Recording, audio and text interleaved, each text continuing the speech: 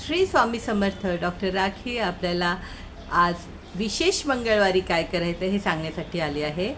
आज आहे मोठा मंगळवार, चौथा मंगळवार जून महिन्यात आलेला आहे आणि ह्या मंगळवारी आपल्याला विशेष करून हनुमंताची खूप सेवा करायची आहे, खूप प्रार्थना करायची आहे, त्यांना खुश करायचं आहे. सगळ्यात प्रथम आपल्याला गणेशजींना दुर्वा फूल वाहून त्यांची प्रार्थना करायची, त्यांची स्तुती करायची, त्यांची आरती बोलायची आहे. आणि हनुमंताचा आज दिवस असल्यामुळे हनुमान चालीसा, बजरंग बाण नक्कीच वाचायचा आहे. संध्याकाळी दिवे लावायचे. संध्याकाळी तुम्ही हनुमंतांच्या मंदिरात जा. जर संध्याकाळी नाही जमत आहे तर तुम्ही दिवसभरात कधीही देवळात जा. आज विशेष करून हनुमंताला लाल गुलाब, लाल पान अशा वस्तू तुम्ही द्या, त्यांना आवडतात. लाल रंग त्यांचा फार आवडीचा आहे. नारळ आणि कुंकू म्हणजे सिंदूर ते तुम्ही अर्पण करा. त्याच्यामुळे त्यांना आपल्या ज्या इच्छा असतात त्या पूर्ण होण्यामध्ये आपल्याला यश मिळतं.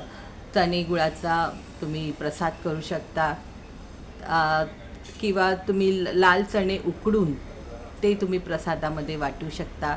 ते उकडलेली चणेतून सुद्धा आपल्याला खूप चांगले लाभ मिळू शकतात. दानामध्ये तुम्ही पाणी द्या, चणे उकडलेले द्या किंवा छोलेपुरी द्या. तुम्हाला आवडेल त्याप्रमाणे तुम्ही अन्नदान करा. कीटकांनासुद्धा साखर पिठाचं अन्न द्या.